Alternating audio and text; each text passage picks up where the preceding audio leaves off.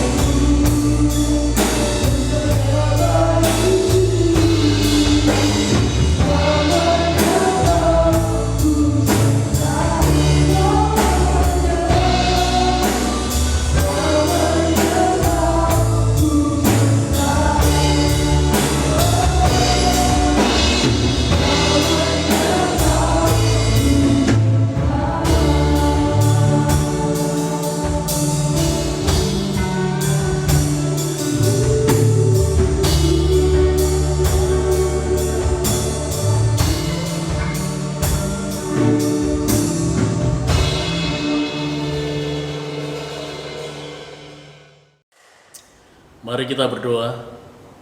Bapa kami yang di surga, Bapa yang muliakan di dalam nama Tuhan Kristus, Tuhan dan Juru Selamat dalam hidup kami, dan pribadi Roh Kudus yang diam di dalam kami. Sebentar kami mau menikmati kebenaran firman Tuhan dari Jumat Agung ini. Kami percaya Engkau mengurapi hamba-Mu yang menyampaikan kebenaran firman Tuhan, dan jemaat Tuhan yang hari ini boleh mendengar kebenaran firman. Dalam nama Tuhan Yesus, Juru Selamat kami sudah berdoa. Amin. Shalom Bapak Ibu sudah kasih Tuhan, salam damai sejahtera bagi kita semua. Hari ini saya akan menyampaikan satu kebenaran firman Tuhan yang saya beri judul Esensi dari Kematian Yesus Kristus. Kenapa saya membawakan tentang esensi dari kematian Yesus Kristus? Karena hari ini kita bersama-sama memperingati tentang kematian Yesus Kristus. Jadi tema firman Tuhan adalah esensi kematian Yesus Kristus. Nah, hari ini kita sebagai umat Kristiani itu bersama-sama memperingati suatu peristiwa yang agung, yaitu kematian Yesus Kristus. Kenapa? Itu merupakan peristiwa agung. Karena peristiwa ini bukanlah sebuah rekayasa dari manusia, bukanlah buatan manusia. Dan skenarionya juga bukan dibuat oleh manusia. Namun peristiwa kematian Kristus itu di dalam kendalinya Allah. Artinya Allah yang sudah merancangkan dari semula, merencanakan dari semula bagaimana Allah yang berinkarnasi menjadi manusia melalui Yesus Kristus itu akan mati. Mati bagi siapa? Yaitu mati bagi kita, manusia yang berdosa. Jadi hari ini kita memperingati suatu peristiwa yang agung, yaitu kematian Yesus Kristus. Kemudian sudah kasih Tuhan, dalam kalender kita itu dikenal dengan sebutan wafat Isa Al-Masih. Kalau saudara bisa lihat kalender saudara di rumah, itu ada tulisan wafat Isa Al-Masih. Ya. Sementara dalam ruang lingkup kekristenan di abad yang keempat, itu dikenal sebagai Jumat Agung, di mana hari itu menjadi hari khusus untuk memperingati penyaliban dan kematian Yesus Kristus itu sendiri. Jadi sesuatu peristiwa yang sangat luar biasa. Dari sepanjang sejarah kekristenan sampai hari ini, peristiwa ini terus senantiasa diperingati, senantiasa dikenang. Kenapa? Ini peristiwa yang sangat agung, peristiwa yang sangat mulia, yaitu kematian Yesus Kristus itu sendiri. Nah, di hari Jumat Agung ini sudah kasih Tuhan, saya mau mengajak kita semua, orang-orang yang beriman kepada Yesus Kristus, untuk belajar tentang esensi dari kematian Yesus Kristus dalam kaitannya dengan kita manusia berdosa. Jadi tentang esensi dari kematian Yesus Kristus dalam kaitannya dengan manusia yang berdosa. Kalau saya berbicara tentang esensi, berarti saya berbicara tentang inti. Saya berbicara tentang hakikat. Saya berbicara tentang hal pokok. Saya berbicara tentang hal penting dari kematian Yesus Kristus dalam kaitannya dengan manusia berdosa. Nah, pertanyaannya buat kita adalah, apa saja sih esensi dari kematian Yesus Kristus itu sendiri? Apa saja esensi dari kematian Yesus Kristus? Ini yang akan saya sampaikan pada kesempatan hari ini, supaya kita bisa mengerti dan memahami sebagai orang-orang yang percaya kepada Kristus di dalam kita memperingati peristiwa kematian Yesus Kristus. Ya, jadi apa saja esensi dari kematian Yesus Kristus? Yang pertama, saudara, esensi dari kematian Yesus Kristus adalah menggantikan dosa kita supaya kita beroleh pembenaran di hadapan Allah. Ini yang harus perlu kita ketahui dalam hidup kita, bahwa esensi pertama dari kematian Yesus Kristus adalah menggantikan dosa kita supaya kita beroleh pembenaran di hadapan Allah. Ya, mari kita lihat Alkitab kita dalam 2 Korintus pasal 5 ayat 21. Ya, surat 2 Korintus pasal 5 ayat yang ke-21. Sudah bisa buka Alkitabnya, saya akan membacakan. Demikian firman Tuhan. 2 Korintus pasal 5 ayat yang ke-21. Dia yang tidak mengenal dosa telah dibuatnya menjadi dosa karena kita, supaya dalam Dia kita dibenarkan oleh Allah. Ya. Jadi jelas surat 2 Korintus pasal 5 ayat 21 itu memberitahu secara jelas kepada kita bahwa Yesus itu tidak mengenal dosa, namun telah dibuat menjadi berdosa karena siapa? Karena kita, karena dosa kita.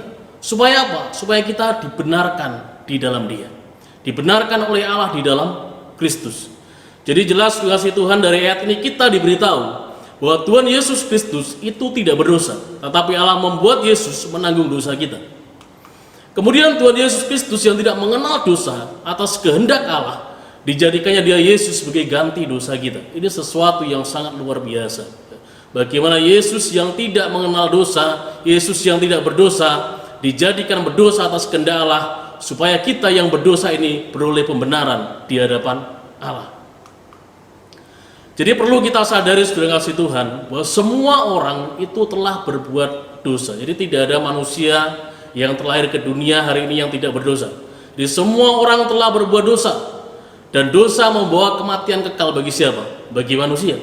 Tetapi karena Yesus Kristus telah mati buat kita orang berdosa, maka kita dibenarkan oleh kematian Yesus, supaya kita tidak mengalami kematian kekal karena dosa itu. Seharusnya kita adalah orang-orang yang harusnya binasa, yang harusnya mati karena dosa-dosa yang kita perbuat dalam hidup ini. Namun karena kematian Kristus buat kita nggak mengalami kematian kekal karena dosa itu. Kenapa? Karena Kristus sudah menggantikannya buat kita, sehingga kita beroleh pembenaran di hadapan Allah, sehingga kita tidak mengalami kematian kekal karena dosa itu sendiri.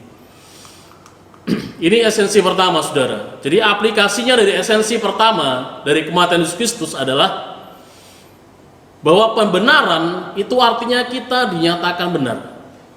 Jadi kematian Kristus membuat kita menjadi orang-orang yang dibenarkan di hadapan Allah. Jadi kita mengalami yang namanya pembenaran, artinya kita dinyatakan benar di hadapan Allah. Jadi dulu sebelum kita mengenal Kristus, kita adalah orang yang tidak suci. Kita bukan orang yang kudus, kita adalah orang yang tidak layak. Namun karena darah Kristus, karena korban Kristus di atas kayu salib, itulah yang menyucikan dosa kita, sehingga secara posisi hari ini kita adalah orang-orang yang sudah dibenarkan karena darah Kristus, orang-orang yang sudah dibenarkan karena korban Kristus itu sendiri. Oleh sebab itu, saudara kasih Tuhan, mari kita terus menghidupi kebenaran firman Tuhan. Ini yang harus kita lakukan. Kalau Kristus sudah membenarkan kita karena korbannya, kalau Allah sudah memberikan pembenaran kepada kita karena korban Kristus, maka tugas yang harus kita lakukan hari ini adalah apa? Menolak segala ketidakbenaran yang bertentangan dengan firman Tuhan, sehingga pembenaran yang kita dapatkan itu selaras dengan kehidupan kita yang semakin hari semakin didapati benar di hadapan Allah. Ini yang harus kita lakukan. Sesuatu yang tidak benar, yang bertentangan dengan firman Tuhan, itu harus kita tolak, itu harus kita jauhi. Supaya apa? Supaya hidup kita yang sudah dinyatakan benar ini selaras dengan kehidupan kita yang semakin hari semakin didapati benar di hadapan Allah. Ini esensi pertama dari kematian Yesus Kristus, adalah menjadikan kita orang-orang yang benar di hadapan Tuhan. Karena korban Kristus kita dibenarkan, sehingga kita menjadi orang-orang yang beroleh kehidupan bersama-sama dengan Allah, dan kita tidak mengalami yang namanya kematian kekal itu sendiri. Ini esensi pertama. Nah, sekarang yang kedua, saudara, esensi dari kematian Yesus Kristus yang kedua adalah membebaskan kita dari perbudakan dosa. Jadi ingat, esensi pertama adalah menyatakan diri kita menjadi orang-orang yang sudah dibenarkan dalam Kristus, menjadikan kita benar di hadapan Allah. Dan esensi yang kedua dari kematian Kristus adalah membebaskan kita dari perbudakan dosa. Kita lihat Alkitab kita, Efesus pasal yang pertama ayat yang ke-7. Efesus pasal pertama ayat yang ke-7, demikian firman Tuhan. Sebab di dalam Dia dan oleh darahnya kita beroleh penebusan, yaitu pengampunan dosa, menurut kekayaan kasih karunia-Nya. Dari ayat ini kita diberitahu, saudara, bahwa oleh karena kematian Yesus Kristus, kita dibebaskan oleh Allah dari perbudakan dosa. Jadi sebelum kita mengenal Kristus, kita adalah budak dari dosa. Kita adalah hamba dari dosa itu sendiri. Sudah lihat di situ. Sebab di dalam Dia dan oleh darahnya, yaitu Kristus, kita boleh penebusan. Penebusan dari apa? Penebusan dari dosa. Pembebasan, dimerdekakan dari perbudakan dosa, yaitu pengampunan dosa. Ketika kita diampuni dosa kita, berarti kita dibebaskan dari perbudakan dosa. Kita dibebaskan dari perhambaan dosa. Dan itu semua karena apa? Kasih karunia Allah itu sendiri bagi kita, orang-orang yang percaya kepada Dia. Oleh karena kematian Kristus, kita telah dibebaskan dan telah ditebus bukan dengan sesuatu yang fana, tetapi dengan sesuatu yang berharga, yaitu dengan darah Kristus yang tercurah di atas salib. Ini yang harus kita ingat. Korban Kristus itu bukan sesuatu yang murahan. Kurban Kristus adalah sesuatu yang mahal. Kenapa? Dia mencurahkan darahnya. Bagi siapa? Untuk kita orang berdosa. Dia membayar dosa kita dengan sesuatu yang berharga, sesuatu yang mulia, bukan sesuatu yang fana, tapi dengan sesuatu yang berharga, supaya kita menjadi orang-orang yang ditebus di dalam Kristus dan dibebaskan dari perbudakan dosa itu sendiri. Maka dengan penebusan oleh karena kurban Kristus serta dibebaskannya kita dari perbudakan dosa, maka dengan demikian kita dibebaskan dari hukuman dosa. Inilah kekayaan kasih karunia Allah, yaitu memberi pengampunan dosa melalui kurban Kristus itu sendiri. Jadi Bapak Ibu kasih Tuhan, hari ini ataupun ketika kita pertama kali percaya kepada Yesus sebagai Tuhan dan Juru Selamat, maka disitulah, hari itulah kita mengalami pembebasan. Hari itulah kita mengalami penebusan dan kita dibebaskan dari perbudakan dosa melalui pengampunan Kristus atau kurban Kristus itu sendiri. Nah, dari esensi kedua ini, apa aplikasinya buat kita? Apa penerapannya buat kita orang percaya? Bahwa kematian Kristus sudah membebaskan, memerdekakan kita dari perbudakan dosa. Oleh sebab itu, sebagai umat tebusannya, jangan memperhambakan diri lagi kepada dosa. Ingat baik-baik, kita sudah dibebaskan dari perbudakan dosa, dari belenggu dosa. Sudah ditebus oleh kurban Kristus, maka jangan kita memperhambakan diri lagi kepada dosa. Apa yang dinyatakan dosa oleh Alkitab, itu yang harus kita jauhi. Apa yang dinyatakan dosa dalam Alkitab, itu yang harus kita tinggalkan, jangan didekati, harus kita buang jauh-jauh, sehingga betul-betul hidup kita itu dia dapati benar di hadapan Allah. Jangan memperhambakan diri lagi kepada dosa itu sendiri. Segala bentuk pelanggaran yang mendatangkan dosa harus kita tinggalkan, dan sebagai orang yang sudah dibebaskan, dimerdekakan, kita harus hidup bagi Yesus Kristus dan bukan hidup bagi dosa lagi. Ingat baik-baik, kita orang yang dimerdekakan, kita orang yang ditebus. Kalau kita sudah merdeka, ditebus, dibebaskan, maka hidup kita harus bagi Yesus Kristus dan bukan hidup bagi dosa lagi. Ini poin yang kedua, saudara, tentang esensi dari kematian Yesus Kristus. Yang terakhir, esensi dari kematian Yesus Kristus yang terakhir adalah menyatukan kembali hubungan Allah dengan manusia. Ingat baik-baik, esensi dari kematian Yesus Kristus yang ketiga adalah menyatukan kembali hubungan Allah dengan manusia. Kita lihat Injil Matius pasal 27 ayat 51. Injil Matius pasal yang ke-27 ayat 51. Injil Matius pasal 27 ayat yang ke-51. Saya akan membacakan buat kita semua. Dan lihatlah tabir bait suci terbelah dua dari atas sampai ke bawah, dan terjadilah gempa bumi dan bukit-bukit batu terbelah. Ini kesaksian dari Matius. Sedang kita lihat apa yang dikatakan oleh Yohanes dalam Yohanes pasal pertama ayat yang ke-12. Injil Yohanes pasal pertama ayat yang ke-12. Demikian firman Tuhan. Tetapi semua orang yang menerimanya diberinya kuasa supaya menjadi anak-anak Allah, yaitu mereka yang percaya dalam namanya. Dua kesaksian, pertama dari Matius, yang kedua dari Yohanes. Juga Tuhan melalui kesaksiannya Matius itu pengen memberitahu kepada kita bahwa kematian Yesus Kristus itu membuat tabir bait suci itu terbelah menjadi dua dari atas sampai ke bawah. Ini artinya apa? Artinya tabir penutup, tirai penyekat hubungan antara Allah dengan manusia itu sudah tidak ada lagi. Tidak ada lagi penyekat, tidak ada lagi penutup antara Allah dengan manusia. Sehingga melalui korban Kristus yang sudah membuka tabir itu, kita manusia bisa kembali berhubungan dengan Allah. Ini sesuatu yang luar biasa. Di tabir bait suci itu terbelah menjadi dua dari atas sampai ke bawah. Intinya adalah penyekat penutup hubungan antara Allah dengan manusia sudah tidak ada lagi. Artinya manusia bisa kembali berkomunikasi dengan Allah. Artinya manusia bisa kembali berhubungan dengan Allah tanpa ada penyekat, tanpa ada penutup penghalang lagi dalam kehidupannya. Kenapa? Karena korban Kristus sudah menyatukan kembali antara hubungan Allah dengan manusia yang berdosa. Kemudian Yohanes tadi yang kita baca juga memberitahu kepada kita bahwa ada status baru yang diberikan Allah kepada setiap orang yang percaya kepada Tuhan Yesus Kristus sebagai Tuhan dan Juru Selamat dalam hidupnya, yaitu apa?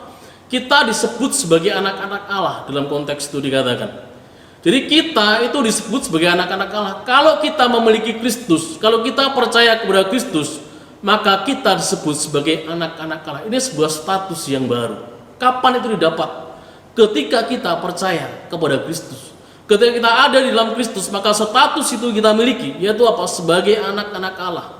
Sungguh indah, sebuah hubungan yang sangat indah antara Allah dan manusia. Itu digambarkan seperti hubungan antara bapak dengan anak, sesuatu yang sangat indah sekali, saudara. Dan perlu kita sadari mengasihi Tuhan, pada dasarnya dosalah yang membuat hubungan antara Allah dan manusia menjadi rusak. Ingat baik-baik, pada dasarnya dosalah yang membuat hubungan kita dengan Allah itu menjadi rusak, sehingga kita nggak bisa berkomunikasi dengan Allah. Kenapa? Terhalang oleh dosa. Namun Allah yang maha baik itu berinisiatif untuk apa? Memulihkan hubungan itu melalui korban Kristus. Memulihkan hubungan itu melalui Yesus Kristus, sehingga kita manusia yang berdosa bisa kembali berhubungan dengan Allah, bisa kembali menyembah Allah, memuliakan Allah di dalam kehidupan kita. Karena Yohanes 3:16 mengatakan, karena begitu besar kasih Allah akan dunia ini, sehingga dia mengaruniakan anaknya yang tunggal, supaya setiap orang yang percaya kepadanya tidak binasa, melainkan beroleh hidup yang kekal. Ada sesuatu yang indah, saudara, ketika hubungan antara Allah dengan manusia terjalin kembali, bersatu kembali, yaitu terjadi sebuah pemulihan, terjadi sebuah rekonsiliasi yang sangat indah dan sangat mengharukan antara Sang Pencipta dengan yang diciptakan, yaitu manusia itu sendiri. Kapan itu terjadi? Ketika Kristus mati di atas kayu salib, mati bagi kita manusia berdosa. Maka saat itulah hubungan antara Allah dengan manusia disatukan kembali. Sebuah pemulihan, rekonsiliasi yang sangat indah dan mengharukan antara Sang Pencipta dengan yang diciptakan, yaitu manusia, melalui korban Kristus di atas kayu salib. Aplikasinya buat kita dari esensi yang ketiga ini adalah, saudara dan saya bukan lagi musuh Allah. Ingat baik-baik, saudara dan saya itu bukan lagi musuh Allah. Dulu sebelum kita kenal Kristus, kita musuh Allah. Namun hari ini kita bukan musuh Allah. Kita sudah menjadi satu tubuh dengan Kristus. Yesus Kristus adalah kepala dan kita adalah tubuhnya. Kristus adalah kepala dan kita adalah tubuh Kristus itu sendiri. Kita sudah bersatu dengan Kristus dan Allah bukan musuh kita lagi. Kita sudah berdamai dengan Allah. Oleh sebab itu semakin eratlah kita menjalin hubungan yang akrab dengan Allah, mengenal dan bergaul dengan Allah setiap hari dalam hidup kita melalui firman dan Roh Kudus itu sendiri. Mari kita menjadi orang-orang yang bersyukur hari ini, karena korban Kristus di atas kayu salib mempersatukan kita kembali dengan Allah. Yesus yang mempersatukan hubungan kita kembali dengan Allah. Oleh sebab itu tugas kita hari ini apa? Jalin hubungan yang akrab dengan Allah, mengenal dan bergaul dengan Allah melalui apa? Melalui firman dan Roh Kudus yang sudah kita miliki hari ini dalam kehidupan kita. Penutupnya, saudara, Yesus Kristus yang tidak berdosa itu dijadikannya berdosa karena kita. Supaya apa? Supaya kita beroleh pengampunan dan dibebaskan dari hukuman dosa. Tadinya kita adalah orang-orang yang harus dihukum karena dosa. Namun karena pengampunan yang diberikan kepada kita, maka kita dibebaskan dari hukuman dosa.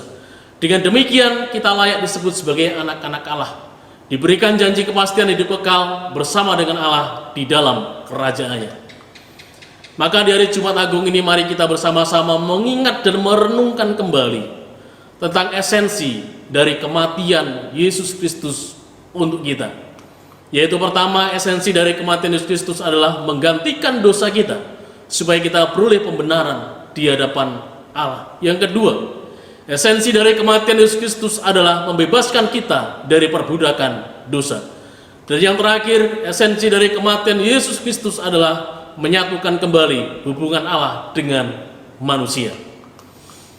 Akhir kata, melalui peringatan kematian Yesus Kristus hari ini, saya mengajak kita semua, orang-orang yang percaya, yang sudah beroleh kasih karunia Allah, untuk mati bagi dosa dan hidup bagi Kristus.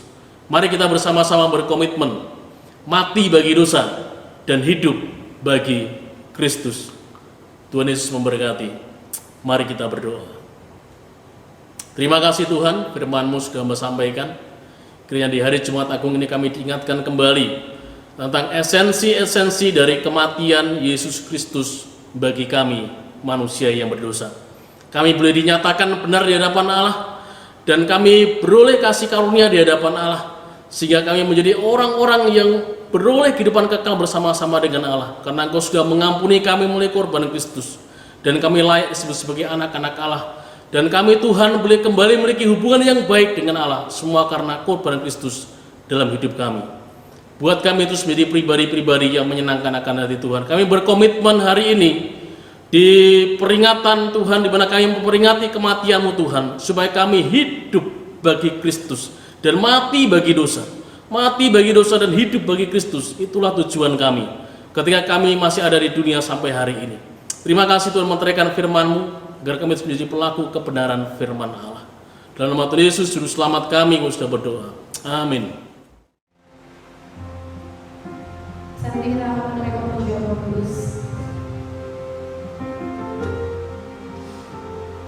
yang melambangkan Tuhan Yesus selamat bagi kita. Ya Yesus selamat di hari ini. Hanya bagi Dia segala pujian. Pujian dan penghormatan.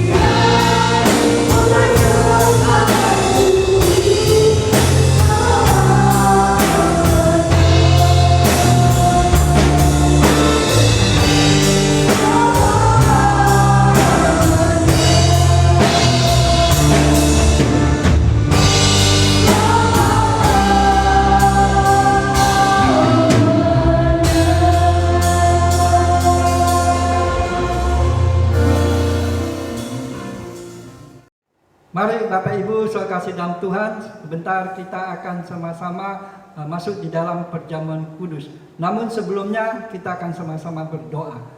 Bapa di dalam surga, Bapa yang kami muliakan dalam nama Tuhan Yesus. Pada siang hari ini kami penuh mengucap syukur oleh kasih anugerah-Mu. Oh, kami diberi kesempatan untuk bersekutu dengan tubuh dan darah-Mu. Namun sebelumnya Tuhan, kami akan berdoa mohon kemurahan Tuhan. Tuhan Yesus, ampuni segala dosa dan kesalahan apa yang kami perbuat, biarlah kami dilayakkan untuk bersekutu dengan tubuh dan darah-Mu. Dan itu menjadi makanan minuman kami sungguh.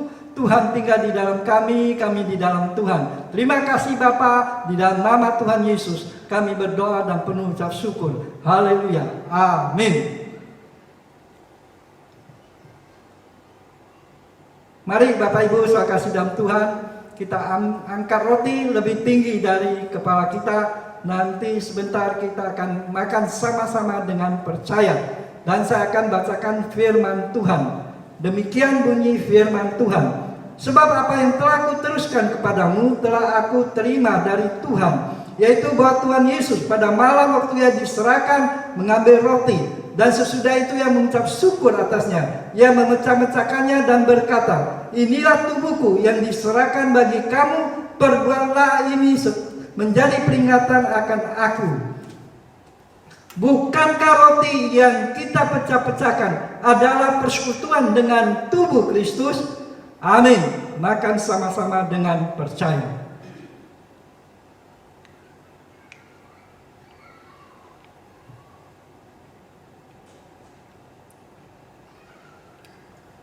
Mari kita angkat anggur lebih tinggi dari kepala kita. Nanti dengar saya baca firman Tuhan dan kita minum sama-sama dengan percaya.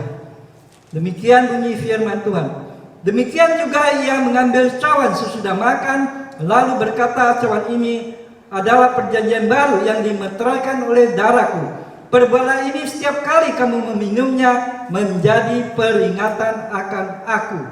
Bukankah cawan pengucapan syukur yang atasnya kita ucapkan syukur adalah persekutuan dengan darah Kristus? Amin. Minum sama-sama dengan percaya dalam nama Tuhan Yesus.